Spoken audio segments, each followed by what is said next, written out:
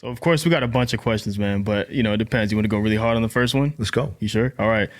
First one was talking about cancel culture. Ooh. All right. So need not say who's going through the fire right now. I think you know who I'm alluding to. But they asked you, they said, with the platform that you have, are you ever scared of being canceled for anything that you put out there? So that's a good question, right? Because and the reason that's a good question too is because how often did we have to deal with this in the past? It wasn't something that we dealt with until like the last 2 or 3 years.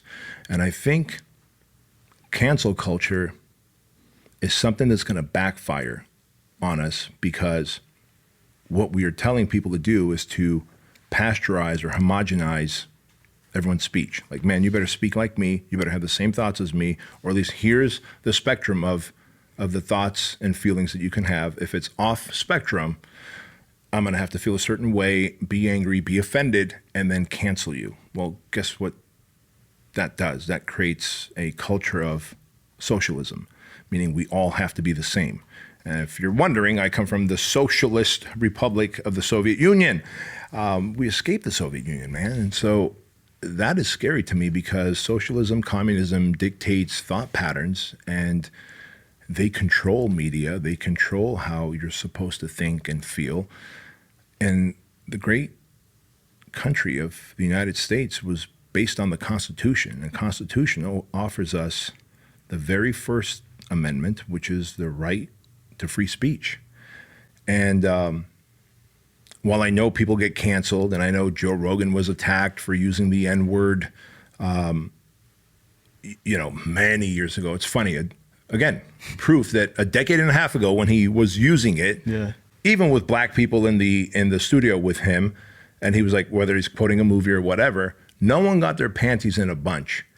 But today, in the last 2 years, they take a montage of all the ways he used it, and they try to cancel him. Now, there's certain people like Joe Rogan and I believe Elon Musk that are uncancelable. They're like the Teflon Don. But there's others that get canceled, and unfortunately, what ends up happening is we end up neutering our constitutional right of free speech, because where does the slippery slope stop?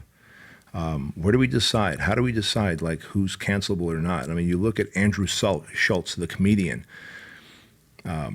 He wanted to do a Netflix special. Netflix approached him, and Netflix is like, hey man, it'd be awesome to have you do a Netflix special. He's like, cool. And then all of a sudden, as he comes up with his material, and part of the contract was, I think they paid him a lot of money. If I'm not mistaken, Netflix paid him a lot of money up front, kind of like a book publishing deal. Like he got an advance. And y'all feel free to leave notes at the bottom of this in the comment section if I'm wrong on this, and leave me the correct answers. But Andrew Schultz was in a position to make a lot of money from Netflix, but they go, hey, we want to see your outline for your comedy show.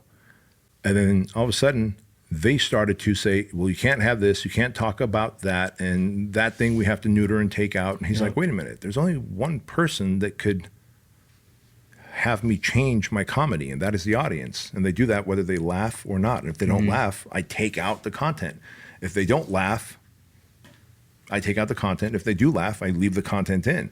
And he decided, I'm going to do my own thing, and he gave them their advance back, and he decided to do it on his own platform. So what we're going to see through cancel culture is a softer humanity, a weaker, more fragile humanity, because people are going to be so sensitive. They're going to get overly offended by so many things that soon the people that are canceling are going to end up canceling themselves, because then you end up painting yourself in a box. There's this tiny little spectrum of things I can talk about. And if I can't talk about those things, then I can't talk and express myself. Well, sooner or later, you're human. You want to express yourself, whether it's through crude humor or through like you're hanging out with the boys or the girls and you bust a funny joke that's funny for your social circle, but someone was recording it. Now it goes public and then boom, you're canceled. On the flip side, is there a place where, like it is worth canceling people? I don't know. I certainly, if Hitler was alive today, I wouldn't want him to have access. I was going to ask you, that was going to be my follow-up question. Is there a point or something that someone can do that actually deserves, like, you know what, that you can't be around. We can't have that. I think there is, man. And while I think there is, I think we're too easy to cancel. I think humanity knows Like, who truly is an evil person? If Hitler was alive today and he like pops open a TikTok and an IG account, which would be funny as fuck, right? With his mustache, it's one, I'd watch it for a little bit, and then I would like probably report it because I'm like, this motherfucker's out of his mind. But just to see him going off about his belief system is crazy. But then again, what about freedom of speech, right?